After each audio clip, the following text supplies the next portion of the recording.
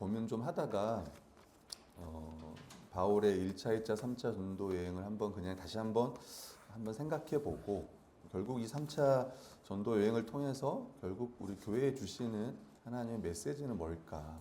결론은 오늘 설교 제목처럼 결국은 이제 바울을 통해서 교회를 격려하고 위로하셨던 것처럼 결국 주님께서 하시는 일이 바로 그거구나라는 생각이 들어요. 그래서 오늘 말씀을 통해서 다시 한번 또 격려받고, 또 이 말씀을 통해서 또 위로받고, 결국 복음을 전하는 삶이 어떤 것인지 이것들 다시 한번 생각하고, 또 이 말씀을 마음에 새겼으면 좋겠고, 지난번 공부했던 것들을 다시 복습하는 시간이 되었으면 좋겠다.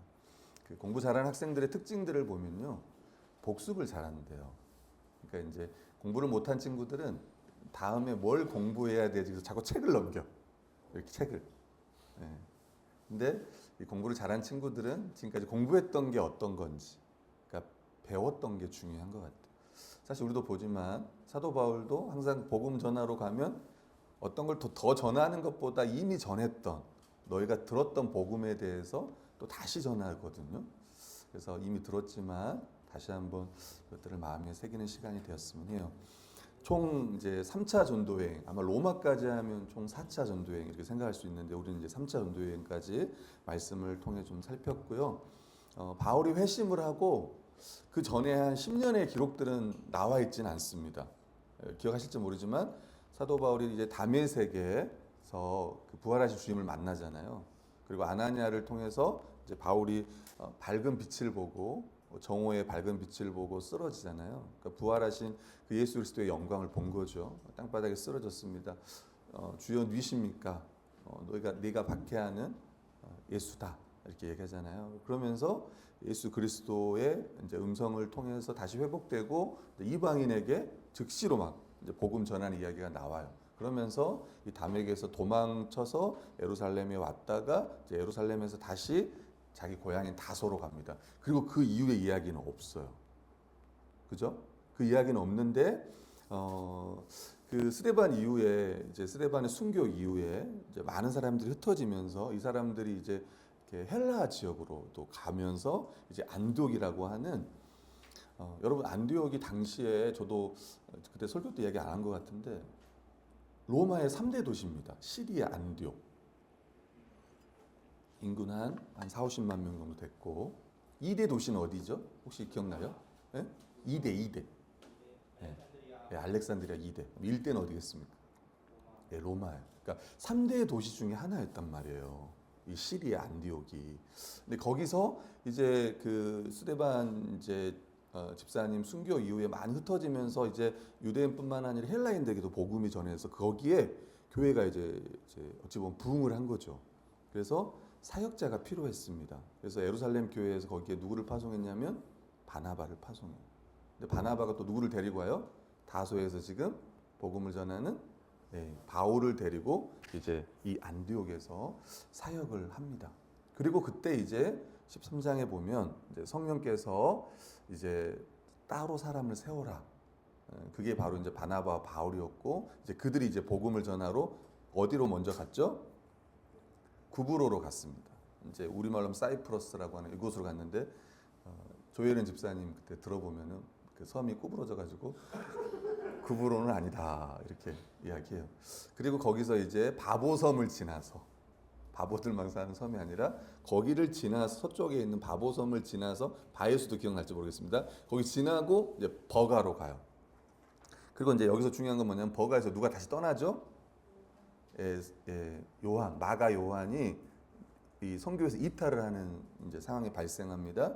그리고 이제 비시아 안디옥, 그리고 이고니안, 그다음에 루스트라, 돌 맞으려고 했던 곳이 이제 돌 맞았던 곳이 루스트라, 일어나서 더베로 가고, 거기서 다시 반대로 다시 하면서 이제 안디옥으로 귀환하는, 이게 1차 이제 선교 여행이었습니다.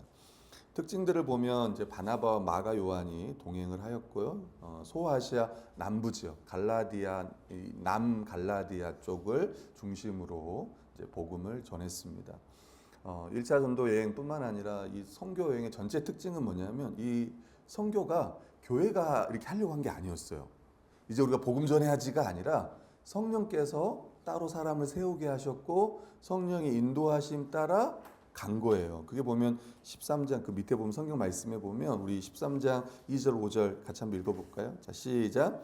주를 섬겨 금식할 때에 성령이 이르시되 내가 불러 시키는 일을 위하여 바나바와 사울을 따로 세우라 하시니 이에 금식하여 기도하고 두 사람에게 안수하여 보내니라. 두 사람이 성령의 보내심을 받아 실루기아에 내려가 거기서 배 타고 구브로로 가서 살라미에 이르러 하나님 말씀을 유대인의 여러 회당에서 전할세 요한을 수행인으로 두었더라. 네. 네, 선교가 성령께서 이 전도행, 이 바울을 통해서 바나바를 통해서 일을 하셨구나 이렇게 보시면 되고요. 특별히 이제 이방인을 그러니까 유대인을 중심으로 세워진 교회는 예루살렘 교회이고 이방인을 중심으로 세워진 그 첫 번째 교회가 바로 이 안디옥 교회입니다. 제자들이 그리스도인이라고 불려진 곳이 바로 여기 안디옥이었던 거죠. 아까 말했던 것처럼 3대 도시였고 또 여기에는 사람들이 많았고 또 이제 유대인들도 많았겠죠. 안디옥 교회는 바나바와 이 사울을 파송하여 이제 이방 지역 전도를 본격적으로 시작합니다. 이방인 전도 어찌 보면 이제 전도를 위한 전초 기지와 같습니다. 근데 이제 복음을 전하는 그 일이 보면 참 쉽지가 않았어요. 그러니까 환영도 했죠. 항상 이제 회당에도 들어가고 여러분 보면 이제 회당에는 되게 이제 유대인들이 있었고 그리고 저 뒤편에 있었대요. 이방인들은. 그러니까 저 뒤에 있는 거예요. 그러면서 그 당시 이제 워낙 또 헬라 문화가 타락하기도 했고 하니까 또 유대인들은 정말 경건하게 살잖아요. 율법을 지키면서. 그러니까 거기에 또 매료돼 가지고 이제 온 이방인들 그리고 또 경건한 이방인들이 그 가운데 있었던 거죠. 근데 유대인들이 이걸 박해를 합니다. 복음을 비방하고 그래서 이 박해를 받을 때 바울은 어땠냐면 어떻게 보면 우린 중단할 수 있어요. 그냥. 근데 바울은 거기서 중단하는 게 아니라 또 다른 지역으로 가요. 그러니까 유대인들이 또 돌 들고 막 루스트라 같은 데 보면은 막 돌 들고 실제로 바울을 죽이잖아요. 근데 바울이 이제 일어나서 그 다음 날 보면 또 도베로 가서 복음을 전해요. 그래서 계속 이 고난이 있지만 교회는 계속 복음 전하는 일에 열심을 내고 이게 계속 확장이 됩니다. 교회들이 계속 세워지는 거예요.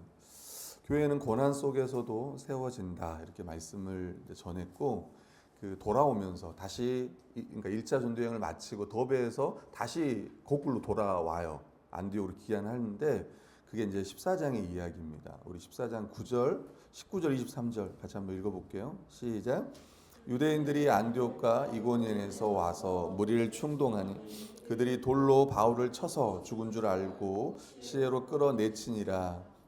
제자들이 둘러섰을 때 바울이 일어나 그 성에 들어갔다가 이튿날 바나바와 함께 더베로 가서 복음을 그 성에서 전하여 많은 사람을 제자로 삼고 루스드라와 이고니온과 안디옥으로 돌아가서 제자들의 마음을 굳게 하여 이 믿음에 머물러 있으라 권하고 또 우리가 하나님 나라에 들어가려면 많은 환난을 겪어야 할 것이니라 하고 각 교회에서 장로들을 택하여 금식 기도하며 그들이 믿는 주께 그들을 위탁하고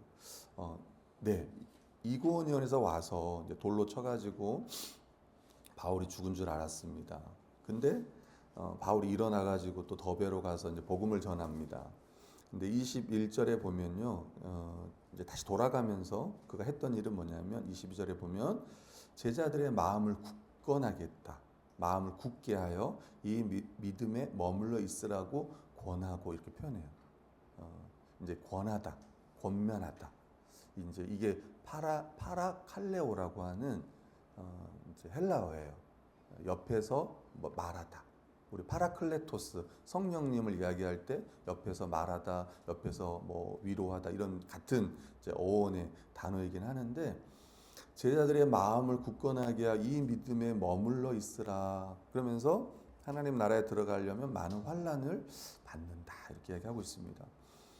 여러분 참 2025년을 돌아봤을 때 여러분의 삶 가운데서도 또 많은 어려움들이 있었을 거예요. 당시에는 참 이 그리스도인으로 산다는 것이 참 쉽지 않은 시대죠. 지금도 마찬가지지만 어려움을 당하면 보통 어떻게 되냐면 믿음이 약해져요. 믿음이 약해지고 또 복음 전파에서 뒤로 물러나요. 다시 말하면 교회에서 어떤 이제 신앙생활 또 이 믿음 생활에서 뒤로 갑니다. 후퇴해요. 참 그래요. 저도 보면 그렇더라고요. 어떠신가요, 여러분은? 혹시 우리 중에 마음 가운데 그런 마음 있어요? 안 해. 나도 떠나고 싶어. 여러분만 갖는 생각 아니에요. 보통 담임 목사님들, 개척교회 목사님들 한 10년 정도 되면요, 다 그런 마음 갖고 있더라고. 내 주위에 여러분 계십니다. 누구라고 말할 수는 없지만 여러분 계세요. 누가 나 안 불러주나?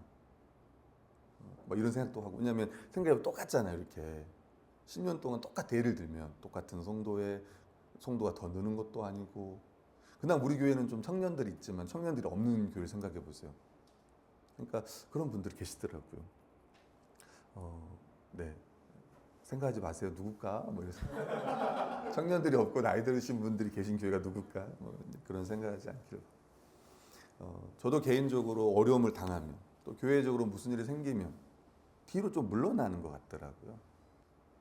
낙심이 되고 또 믿음이 약해지고 그러니까 더 막 마음을 써서 더 에너지를 막 더 내려는 것보다 자꾸 좀 뒤로 물러나려고 하는 그런 마음들. 사도 바울은 다시 자기에게 돌을 던졌던 그 도시로 가요. 그리고 세워진 교회를 또 격려하고 위로하면서 또 하나님 나라에 들어가려면 많은 환란이 있을 거다 이렇게 이야기해요. 그리고 더 적극적으로 교회의 직분자를 세웁니다.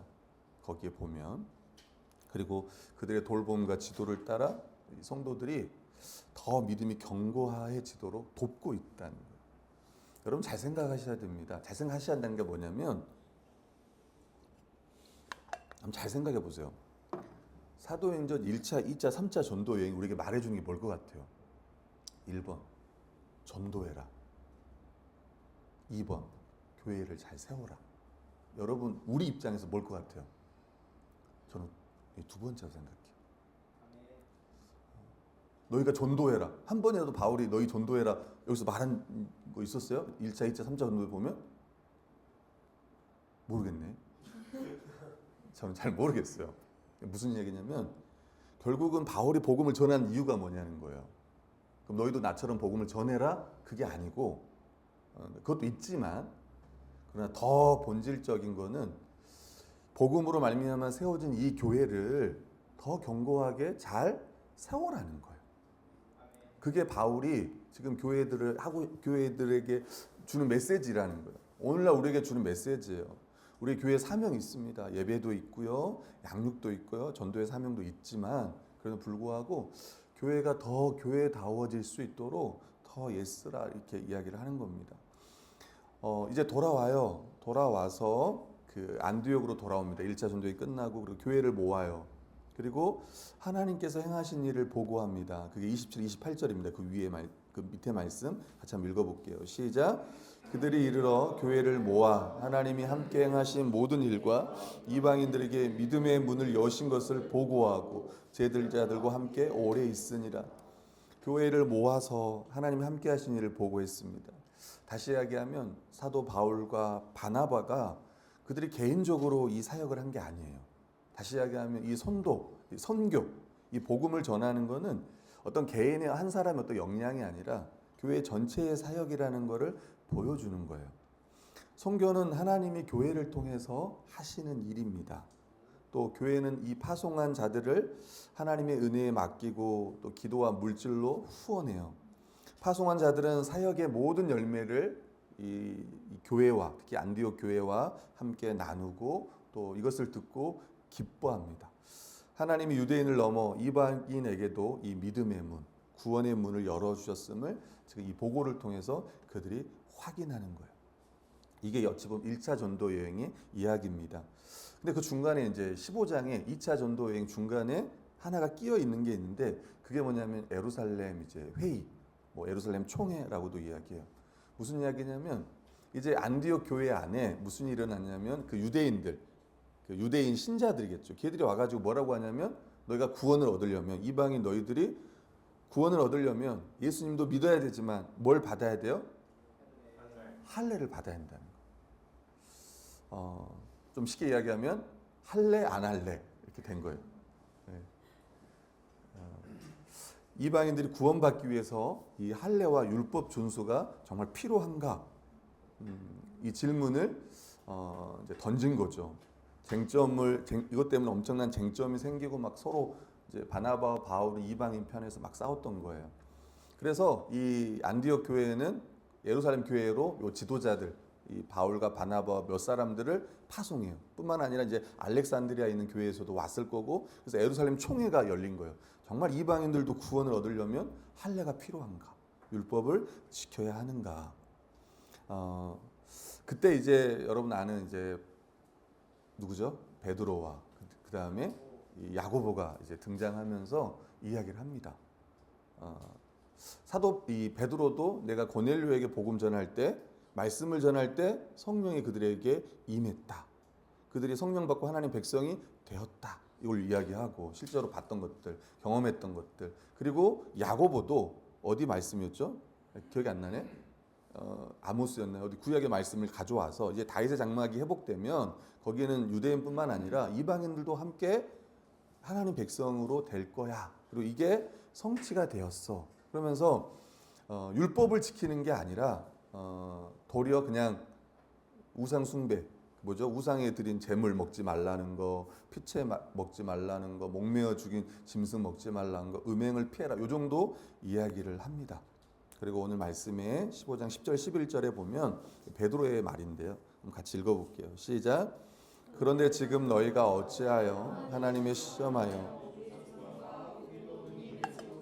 멍에를 제자들의 목에 두려느냐. 그러나 우리는 그들이 우리와 동일하게 주 예수의 은혜로 구원받는 줄을 믿노라 하니라. 아멘.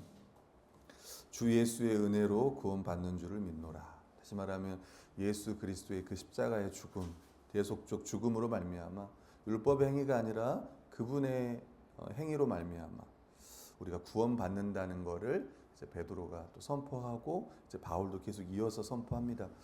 어찌 보면 이제 2차 전도 여행의 시작이 이거예요. 그 이미 세워진 이방인들 교회에 이 예루살렘 총회가 결정한 요 내용들을 율법의 행위가 율법을 할례가 아니라 오직 예수 그리스도로 구원받는다는 이야기를 다시 이제 이방인 교회에 전해줘요. 이걸 또 듣고 또 성도들이 또 다 기뻐하고 또 이제 유대인과 이방인들 같이 이제 신자니까 유대인들은 이제 그런 우상에 드려진 짐승도 그것도 안 먹고 또 음행도 멀리하고 막 이러니까 그거는 이제 유대인들이 이제 그 이방인들이 그걸 듣고 또 지키는 부분들이 이제 나와요. 제가 항상 이야기하지만 그 바울은 있잖아요. 막 예수 믿는 사람들 다 잡아 죽였잖아요. 그래서 이 다메섹까지 갔고, 근데 그가 이제 복음을 딱 알고 나서, 그러니까 복음을 알았다는 게 어떤 거냐면은 바울도 예수님이 십자가에 죽은 게 자기 죄 때문에 죽은 걸 생각한 거예요. 왜냐하면 유대인들은 나무에 달린 자마다 하나님의 저주를 받았다고 하니까. 근데 어떻게 그 저주 받은 자가 메시아일 수 있느냐? 뭐 이방인들도 마찬가지잖아요. 당시에 여러분 형벌 중에 가장 극악의 어떤 형틀이라고 해야 될까요? 사람은 죽을 때까지 매달아 놓잖아요. 결국은 질식사하잖아요. 며칠 동안 저 나무에 걸어놓기도 하고. 근데 그가 메시아라 그러니까 누가 믿습니까? 바울도 하나님 저주받아 죽은 자인데 그가 어찌 메시아일 수 있냐 이렇게 본 거죠. 근데 바울은 이제 바울만큼 여러분 율법을 잘 지켰던 사람이 없어요. 성경에 보면 나는 바리새인 중에 바리새인.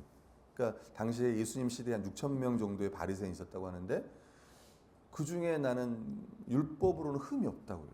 나는 베냐민 지파의 사람이에요. 그러니까 난 유대인 중에 유대인이고 유대인 중에서도 가장 율법을 잘 지키는 지파의 거기에 어떤 그룹에 속했던 사람이에요. 그리고 여러분 알다시피 스데반이 죽을 때 거기에 어찌 보면 감독으로 있었던 사람이에요. 스승은요 가가멜인가요? 가말. 당대 최고의 어떤 학자, 율법 학자일 뿐만 아니라 어떤 사내들인 공의의 어떤 수장격으로 있는 사람이었단 말이에요. 자기 스승이 그런 사람이었단 말이에요. 자기는 지금까지 율법을 잘 지켰다고 생각해요. 우리가 말하면. 근데 그는 이 십자가를 통해서 뭘 깨달았어요? 예, 나는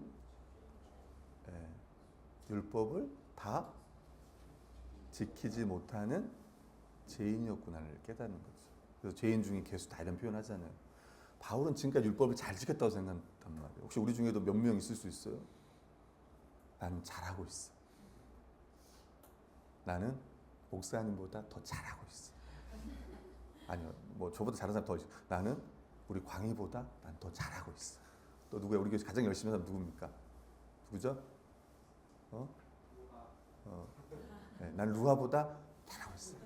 열심히 설교 정리하고 있는데 예를 들면 그게 그럴 수 있어요. 이제 상대적으로 보면 더 잘할 수도 있고 더 못할 수도 있어. 근데 그 율법의 기준에 비춰보면 모든 율법을 항상 지켜야 되는 그 하나님의 거룩한 율법에 비춰보면 자신은 그 율법을 다 지킬 수 없는 죄인이고 하나님의 그 형벌, 이 죽음의 형벌을 받아야 할 자라는 것을 깨달은 거예요. 아, 예수님이 십자가에 죽으신 것이 내가 대신 죽어야 되는데 그분이 대신 십자가에 죽었구나. 자기가 죄인임을 깨닫는 거예요. 우리가 복음을 안다는 건 그거예요. 내가 하나님 앞에 얼마나 죄인이었는지. 그래서 십자가가 필요한 거예요. 우리 서아 루아도 있지만 내가 우리 중에 제일 죄를 적게 지낸 애들이 저 2명이잖아.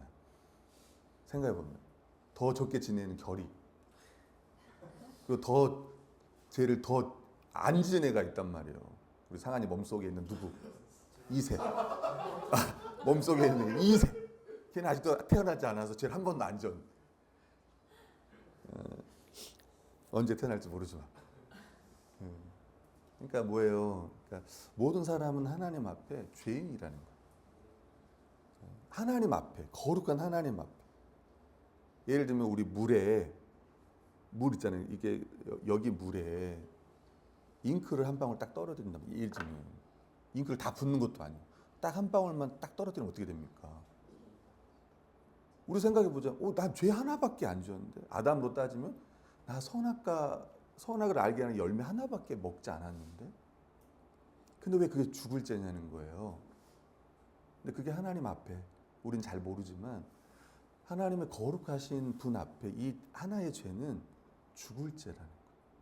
근데 그 죽음이 어떤 죽음이에요? 영원한 죽음이라. 나는 그 하나 죄를 지었는데.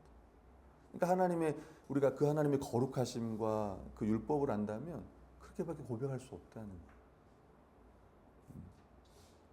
그래서 예수님께서 십자가에 죽으셨다는 거예요.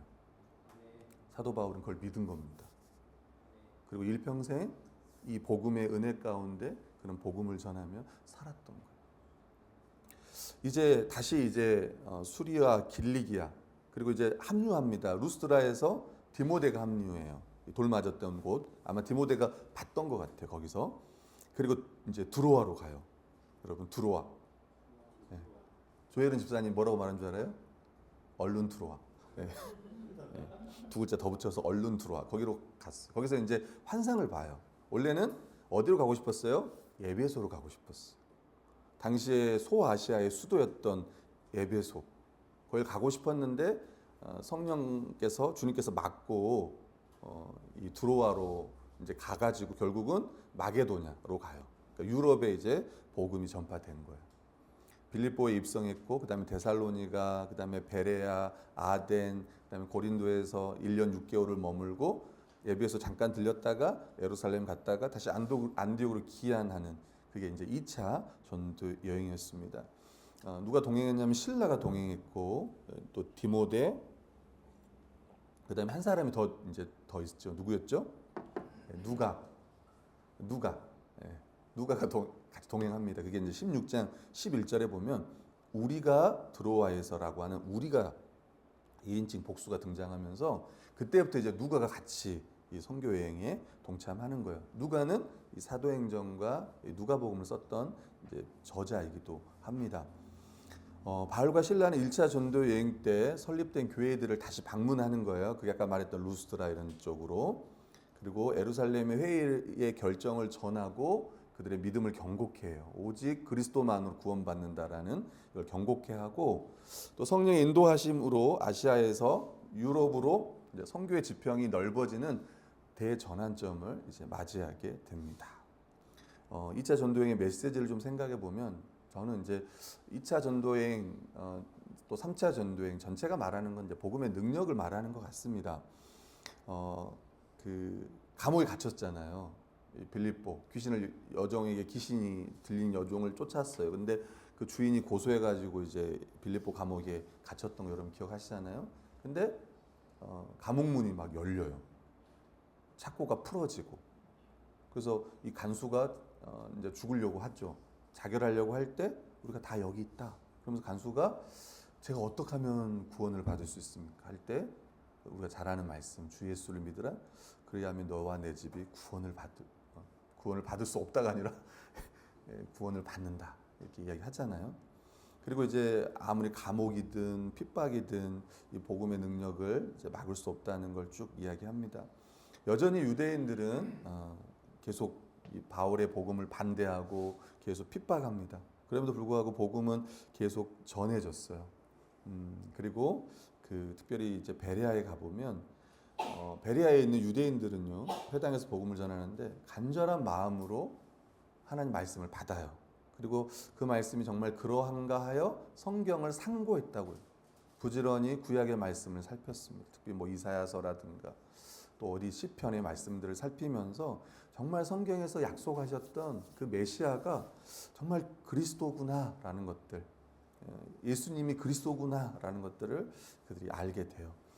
특별히 아덴, 그 다음에 여러분 아덴 같은 경우 그리스 아덴 이런 데는 당시에 이제 철학과 또 뭐가 문화와 이런 것들이 중심지였던 거예요. 또 상업 에베소 같은 경우는 뒤에 이제 3차 전도행이 나오는 에베소는 상업의 도시.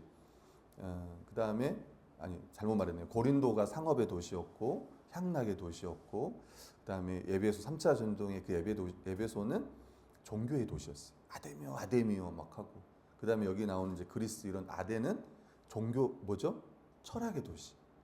그 당시 어떤 헬라 문화권에서 가장 이 다신교적 로마의 다신교적 그 문화와 영향을 받고 또 세속 정부의 지배에 강한 이런 지역들을 돌고 그러면서 여전히 유대인들은 계속 핍박하고 또 이 유대인들이 다 거기 있는 이방인들을 막 이렇게 선동해 가지고 막 복음을 전하는 그런 이야기들이 있어요.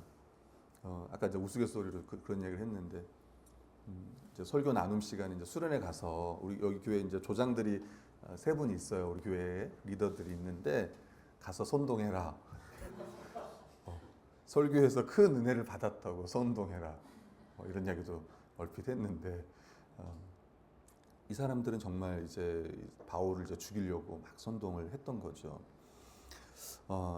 사도행전 17장 2절 3절 좀 보면 안식일에 일단 회당에 들어갑니다. 그리고 3절에 보면 뜻을 풀어 그리스도가 해를 받고 죽은 자 가운데서 다시 살아날 것을 증언하고 이르되 내가 너에게 전하는 이 예수가 곧 그리스도다. 그러면서 회당에 가서 어떻게 복음을 전하냐면 구약 성경을 인용하고 바로 특별히 이제 십자가와 이 부활을 인용하면서 바로 그 예수 그리스도가 십자가에 죽었을 뿐만 아니라 부활하셨다. 이게 이미 구약에서 예언을 하셨고 그게 예수 그리스도 예수님에게 성취가 되었다. 바로 그가 메시아다라고 계속 이제 전해요. 근데 이방 세계에서 복음을 전하는 게 참 쉬운 건 아닙니다. 많은 핍박도 있고 또 특별히 유대인들의 어떤 방해도 있고 사도행전 18장 9절 10절에 보면요. 밤에 환상 가운데 주님이 말씀해요. 한번 읽어볼게요. 우리 18장 9절 10절 시작. 밤에 주께서 환상 가운데 바울에게 말씀하시되 두려워하지 침묵하지 말고 말하라. 내가 너희와 함께 있음에 어떤 사람도 너를 대적하여 해롭게 할 자가 없을 것이니 이는 이 성중에 내 백성이 많음이라 하시더라. 아멘. 주님께서 말씀. 참 사도행전에 보면은 그 부활하신 주님께서 이렇게 말씀하는 거 보면은 정말 부활하셨구나 이런 생각이 드시나요, 여러분? 이 부활하신 주님 말씀이잖아요. 주께서 환상 가운데 말씀하시되 두려워하지 말며 침묵하지 말라. 계속 복음을 전해라.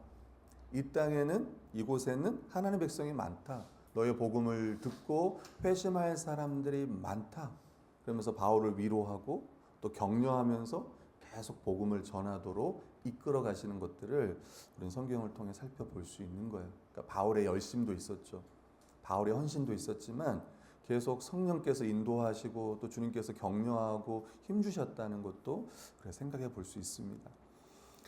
세 번째입니다. 이제 3차 전도 여행이에요. 이제 특히 이제 가장 핵심은요, 에베소에서의 3년에 거기서 복음을 전한 게 어찌 보면 핵심입니다. 새로운 지역 개척보다는 이미 세워진 교회들을 경고해야 하는, 특별히 이 에베소 지역에 그래서 말씀을 전하고 양육하는데 집중했어요. 두란노 소원이라는 곳에서 바울은 계속 이제 복음을 전했습니다. 3년 동안 머물며 사역을 했고 그 결과로 성도들이 많아졌고요. 많은 사람들이 교회로 들어왔고 예수님 믿게 되었고 또 장로들이 세워졌다는 것을 우리가 볼 수 있어요. 심지어 그 고린도 전서가에 보면 이 에베소의 사역을 뭐라고 하냐면 광대하고 유효한 문이 열렸다라고 해요. 아시아에 사는 모든 사람들이 복음을 들었다고 말할 정도로 이 에베소에서는 엄청난 부흥이 일어났어요. 당시에 거기서는 마술이 많이 행해졌잖아요. 우상 숭배뿐만 아니라. 근데 그 사람들이 책을 다 불에 태워버렸어요. 저는 이게 좀 여러분 혹시 집에 태워야 될 책이 있는 분 혹시 있습니까? 응? 혹시 안 봐야 될 책이 있어요? 우리로 따지면은 핸드폰을 태워버려야 됩니다. 다시 돌아가야 돼요. 투지폰으로. 우리 중에는 책을 안 봐. 이제 다 핸드폰으로 봐. 그러니까 제가 봤을 때는 이번 수련회 때 혹시 그런 일이 일어날지 모르죠. 우리에게 마술과 같은 그 핸드폰을 불에 태워버리는 우리 중에 몇 명은 태워야 돼. 내가 봤을 때. 저를 포함해서 우리 결이랑 해서 결이를 위해서라도 다 태워버려야 돼. 혹시 그러니까 생각했어요. 태웠다는 게 어떤 의미일까? 생각해보세요. 그냥 버릴 수도 있잖아. 버리면 어떻게 돼요? 다시 찾아와요. 어느 순간 보면 또 찾아와. 당근에 팔아. 또 다음에 오면 당근으로 또 사요. 그 무서운 말 있잖아요. 이 도박에 빠진 사람들 여러분 손을 다 잘라도 손목을 잘라도 발가락으로 한다고 하잖아요. 그러니까 그만큼 오늘날 이 시대는 이제 그런 게 우상인 거죠. 우리가 말하는 게임이라든가 뭐 게임 했다고 여러분을 우상 숭배로 만드는 거 아니에요. 혹시 오해하지 않기를 바라요. 게임 할 수도 있어요. 뭐 다른 거 할 수도 있지. 취미 생활 얼마든지 할 수 있는데 그게 우리가 말하는 이제 중독으로 가면 그게 이제 문제가 되는데 제가 분명히 한 거는 그 손을 자른다고 될 문제는 아니에요. 실제로 이런 핸드폰을 태워서 될 문제도 아니야. 어느 순간 보면 또 더 좋은 핸드폰을 사옵니다. 더 해상도도 높고 더 신상으로 사옵니다. 그러니까 무슨 말이냐면 마음의 문제인 거지. 그러니까 태웠다는 거는 완전히 끊어냈다는 이야기입니다. 그러니까 그렇게 그곳의 에베소 지역에 그 정말 그리스도로 말미암은 그 부흥의 역사가 일어났던 거예요. 복음 전파와 교회를 위해 또 바울은 이제 목숨까지 아끼지 아니하면서 나는 이제 예루살렘으로 이제 떠나는 여정들이 어찌 보면 이제 에베소 3차 전도여행 말미에 이제 있습니다. 그리고 이 3차 전도여행을 마치고 예루살렘 교회에 가서 이제 보고하는데 그게 사도행전 21장 19절 20절이 한번 같이 읽어볼게요. 시작. 바울이 무난하고 하나님이 자기의 사역으로 말미암아 이방 가운데서 하신 일을 낱낱이 말하니 그들이 듣고 하나님께 영광을 돌리고. 아멘. 그러니까 사도 바울은 이제 결국은 이 1차, 2차, 3차 전도여행이 하나님이 하신 일이다. 하나님이 자기의 사역으로 말미암아 이방인 가운데서 하신 일을 낱낱이 결국 하나님께서 어떻게 복음을 전하게 하셨는지를 바울은 드러내고 이걸 듣고 하나님께 예루살렘 교회 성도들은 영광을 돌리고 있습니다.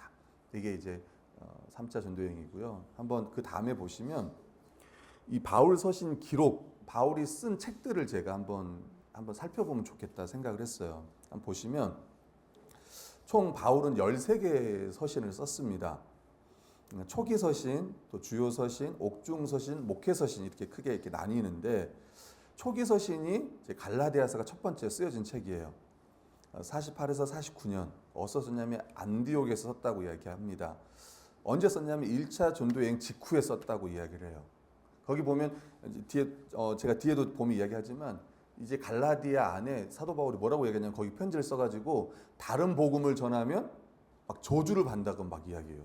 그게 뭐냐면 율법주의 다시 막 할례를 받아야 된다고 막 그러거든요. 그럴 수 있잖아요. 유대인들이 이제 바울이 떠나니까 이제 막 유대인들이 이방인들 믿는 이방인들에게 예수님도 믿어야 되지만 할례도 받아야 된다 막 그런 거예요. 그래서 편지 쓴 거예요. 천사라도 하늘에서 온 천사도 어떤 사람이라도 할례를 받게 한다면 은혜의 복음이 떨어진다. 그래서 저주를 막 합니다. 다른 복음 전하면 저주를 받. 십자가 복음 외에 다른 복음은 없다라고 막 이야기해요. 율법 준수로 구원받는 게 아니다. 근데 그게 왜 중요하냐면 여러분 갈라디아서가 첫 번째 서신이라는 게 너무 중요한 거예요. 왠지 아세요?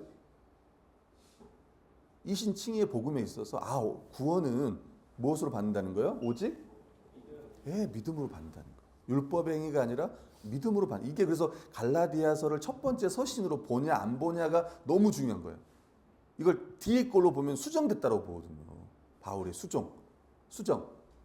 처음에는 믿음으로 구원받는 걸 안 했는데 나중에 그렇게 한 거다. 근데 아니라는 거예요. 첫 번째 서신부터 이 갈라디아서를 이야기하면 오직 구원은 믿음, 율법 행위가 아니라 오직 예수 그리스도를 믿는 믿음으로 구원받는다는 것을 천명할 수 있기 때문에 갈라디아서를 첫 번째 서신으로 보는 게 너무 중요하다.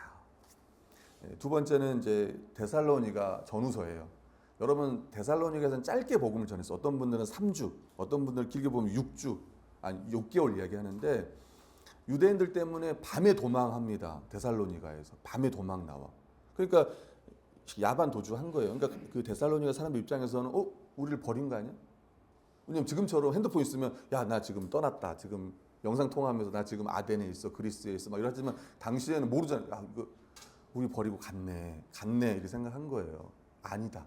그게 아니다라고 하고 데살로니가 사람들은 막 이제 복음을 들었다 보니까 예수님 막 지금 오신다고 생각한 거예요. 그러니까 일도 안 해. 막 주님 오신다고 하니까 막 우리 이단들 사이비처럼 막 집 팔고 다 팔고 막 기동 가서 막 계속 기다리고 있는 거예요. 바울이 뭐라고요? 일하지 않는 자는 먹지도 말라 그러면서 예수님의 재림에 대한 이야기를 하고 도리어 더 거룩하게 살아라 이런 이야기한 게 이제 데살로니가 전후서예요. 그 다음에 이제 이게 초기 서신이고 그 다음에 에베소서 그러니까 고린도 전서, 고린도 후서, 로마서는 이제 3차 전도 여행 중에 썼습니다. 또 고린도 안에 교회 안에 이제 누가 그러니까 나는 누구의 제자인가, 바울이다, 아볼로다, 막 이런 서로 논쟁하고 그리고 하나님이 잘하게 한다. 그리고 당시 뭐 방언이라든가 이 은사의 문제들 이게 어떤 분들은 이제 데살로니가를 이야기하면서 열광주의자 이런 표현도 막 써요. 막 은사들 나타나고 하니까 서로 막 나는 어떤 은사야? 나는 이렇게 큰 사람이야. 나는 말씀의 은사를 받은 사람이야. 나는 신유의 은사를 가진 사람. 그러면서 자기 은사를 막 자랑하고 막 그럴 때 사도 바울이 이 은사는 성령이 주셨고 교회의 덕을 위해 주신 거다. 그러면서 진짜 은사를 어떻게 사용할 것인가? 사랑으로 섬겨라. 이렇게 얘기하잖아요. 그 13장 이야기가. 그리고 이제 고린도 후서, 그다음에 로마서는 이제 3차 전도행 이제 말미에 고린도 지역에서 쓴 거예요. 나 이제 너희 도움 받아가지고 나 로마도 가고 싶다. 너희한테 가서 복음 전하고 얼마 좀 있다가 나 스페인 서바나로 가겠다. 에스파냐. 우리 그 당시 땅끝이 이제 스페인이었다고 해요. 여기까지 가서 복음을 전할 테니까 너희가 좀 도와줘. 이야기한 게 로마서예요. 여기까지가 이제 여러분이 아는 1차, 2차, 3차 전도 여행에 쓰여졌던 책들입니다. 그 다음에 이제 옥중서신은 사도 바울이 감옥에 있을 때 60일, 63년에 에베소서, 빌립보서, 골로새서, 빌레몬서, 옥중서신이라는 표현을 쓰고요. 그리고 이제 석방 후에 그 다음에 이제 순교하기 전에 썼던 책이 디모데 전서, 디도서, 디모데 후서, 목회서신, 목회자들에게 쓴 편지예요.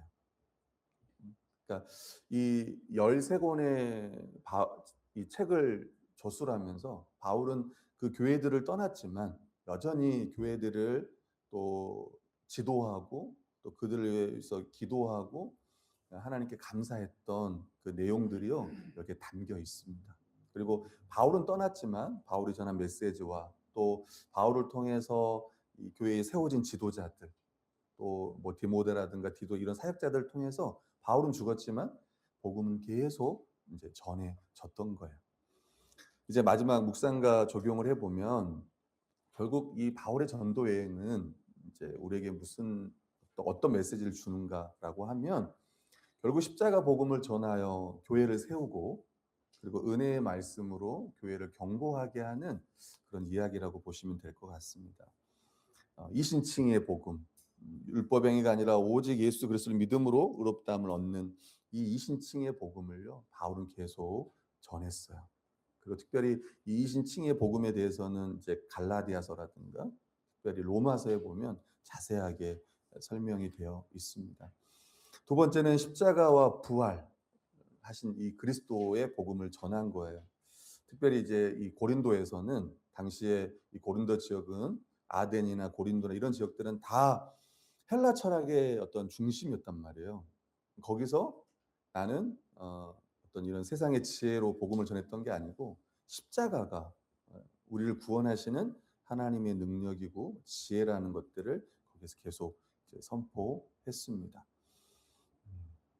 그리고 세 번째가 결국은 이 하나님의 구원의 경륜은 유대인뿐만 아니라 이방인도 포함되는 거예요. 그래서 하나님은 이방인 사도로 바울을 불러서 땅끝까지 이 복음을 계속 전하게 하셨어요.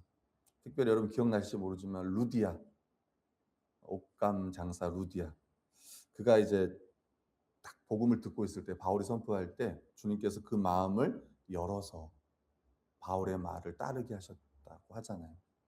결국은 어떻게 이방인들이 구원받을 수 있느냐 하면 결국은 이 복음을 들을 때 또 하나님의 말씀으로 그걸 받을 때 그들이 구원받을 수 있다는 거 생각해 볼 수 있을 것 같아요. 여러분도 마찬가지고 제가 서두에 그런 말씀했잖아요. 정말 사도행전이 우리에게 복음을 전하라는 말인가? 당연히 그것도 포함하지만 여러분 누가 복음을 전할 수 있을까요? 맞죠. 신자가 전할 수 있는데 복음의 은혜를 누리는 자가 복음을 전할 수 있어요. 오늘 점심은 우리가 맛있는 걸 먹으러 가요. 고기를 먹으러 가요. 진사에 가요. 우리 좋아할 줄 알았는데 우리 광희가 이제 진급을 해가지고 소방사의 소방교, 소방사의 소방교로 지난주에 했지만 그래서 밥을 사고 싶다 그래가지고 그래서 오늘은 이제 예배 마치고 가는데 12시 40분에 예약을 했어요. 그래서 설교를 빨리 끝내도 빨리 못 가요. 그러니까 목사님 빨리 끝내주시지 이렇게 생각하시는 분도 있지만 정확히 늦지 않도록 저도 애를 쓰고 있습니다. 결국은 복음을 누가 전하느냐 했을 때 은혜를 누리는 자. 우리 되게 그러잖아요. 어떤 사람은 진사 딱 얘기하니까 벌써 막 고기 맛이 생각이 나는 분도 있어요. 나는 가서 무슨 고기를 먹어야 되나 막 생각하는 분도 있어요. 왜 그럴까요? 그거는 먹어본 사람이 그런 거예요. 거기도 먹어본 사람이 잘 먹는다는 말이 있어요. 그러니까 복음도 마찬가지예요. 복음의 은혜를 누렸던 자가 쉽게 말하면 먹었던 자, 그거를 그 맛을 기억하는 사람, 그 은혜를 기억하는 사람이 굳이 전하지 말라고 해도 그냥 전하게 되는 거예요. 참 그게 은혜, 그게 신비 같아요. 어떻게 이렇게까지 핍박을 했는데, 이렇게까지 감옥에 그냥 가둬버렸는데, 돌로 그냥 맞춰가지고 그냥 죽였는데, 거기서 또 주섬주섬 일어나가지고 피를 닦고 또 가서 복음을 전하는가. 그게 그냥 너는 복음을 전해야 돼라고 하는 어떤 의무 때문에 그렇게 한 걸까요, 여러분? 그렇게 하라고 하면 할까요? 오히려 핑계를 대겠죠. 나 아파서 못하겠다. 나 너무 아픈데 병원에 누워 있어야겠다. 이렇게 말하지. 근데 그 복음의 은혜를 누린 자이기 때문에 가능했던 거예요. 또 하나는 뭐냐면 누가 복음을 전할 수 있냐면 이 복음의 능력을 믿는 사람은 전할 수 있어요. 이 구원하시는 능력, 이 온전케 하는 능력, 모든 우상 숭배에서 돌이키는 그 하나님의 능력을 믿는 자가 이 복음을 전할 수 있는 거예요. 우리 이것을 좀 기억했으면 합니다. 이제 마지막 교회를 향한 주님의 위로와 격려. 바울은 목회자로서 이 세워진 교회를 계속 교훈하고 또 권면하여 격려하는 걸 봅니다.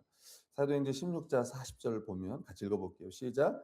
두 사람이 옥에서 나와 루디아의 집에 들어가서 형제들을 만나보고 위로하고 가니. 여러분 감옥에서 나와가지고 도리어 우리 같은 경우 바울 선생님 얼마나 힘들었습니까? 아이고 고생하셨습니다. 이렇게 말도 했겠죠. 근데 바울은 성경 그런 게 없고 도리어 감옥에서 나온 두 사람, 이 바울과 실라는 루디아의 집에 찾아가서 형제들을 격려했어요. 만나보고 그들을 위로했어요. 다시 말로 파라칼레오가 말했던 격려하고 위로했어요. 고난받은 사도가 오히려 평안한 자들을 위로하는 이런 모습들, 이 기독교의 위로가 어떤 환경이 아니라 이런 환경 가운데 도리어 위로 받아야 되잖아요. 도리어 위로하는 거예요. 그래서 이 위로는 하나님께서 주시는 거고 그 하나님의 위로를 받은 자들이 또 이렇게 위로하는 거예요. 18장 23절에 보면 얼마 있다 떠나 갈라디아와 부르기아 땅을 차례로 다니며 모든 제자들을 굳건하게 하니라. 결국은 이 3차 전도행 1차, 2차, 3차가 결국은 교회를 세우고 교회에서 교회를 견고하게 하는 거구나. 그냥 복음만 전하는 게 아니구나. 지역적으로 확장시키는 게 아니구나. 교회를 굳건하게 견고하게 세우는 거구나. 마지막 20장 21절 22, 1, 2절 읽어볼게요. 시작. 소요가 그침에 바울은 제자들을 불러 고난 후에 작별하고 떠나 마게도냐로 가니라. 그 지방에 다녀가며 여러 말로 제자들에게 권하고 헬라에 이르러. 네.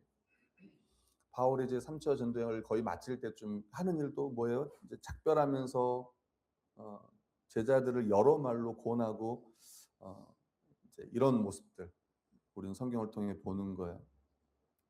교회는 계속해서 말씀으로 권면하고 또 격려하는 이 사역들을 계속해 왔습니다.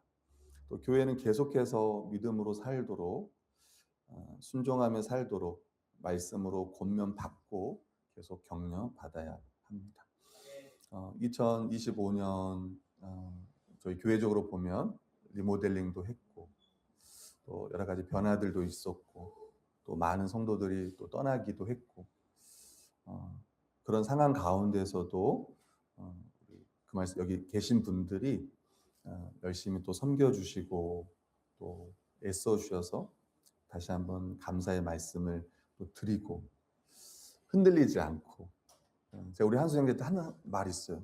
한수야, 우리 그 말씀 교회 모든 성도들이 다 떠나도 너만은 남아있으면 좋겠다. 이게 우리 한수 형제에게 위로와 격려가 되었으면 좋겠다. 아마 그것을 통해서 우리 교회를 가장 사랑했던 형제가 우리 한수였구나 라고 주님은 아실 거예요. 우린 다 떠나서 없고 우리 한수만 남아있기 때문에 우리는 모를 수 있지만 우리 주님은 아실 거라는 사랑하는 성도 여러분, 혹시 지금 여러 가지 마음이 또 힘든 지체들도 있을 거고 여러 가지 상황에 낙심되는 분들도 있겠지만 결국 교회는 주님의 교회예요. 우리의 교회이기도 하지만 주님의 교회고 짧은 시간 동안 주님께서 지금까지 다스려 오셨고 또 앞으로도 계속 다스려 오실 거예요. 하나님은 교회를 어떻게 위로하고 격려하냐면 결국 말씀을 통해서 그래요. 그래서 우리 그 말씀 교회가 더 말씀으로 더 풍성해지는 그런 교회가 되었으면 합니다. 또 우리 그 말씀 교회 안에 성도들 가운데 더 위로가 필요하고 더 은혜가 필요한 지체들이 있다면 여러분들이 그 역할을 해주는 거예요. 바울의 그 역할, 파라칼레오라고 하는 옆에서 다시 위로하고 격려하고 더 우리가 은혜 가운데 머물면서 더 주를 위해 힘써보자. 아멘. 목사님 제 코가 석자입니다 라고 말하지 말고 지금 사도 바울은 자신을 죽이려고 하는 사람들이 예루살렘에 40명이 있어요. 여러분 아시잖아요. 밥도 안 먹고 나를 죽이려고 하는 사람이 유대인들이 40명 있다고. 혹시 여러분 가운데 밥도 안 먹고 여러분 막 죽이려고 하는 사람 있나요?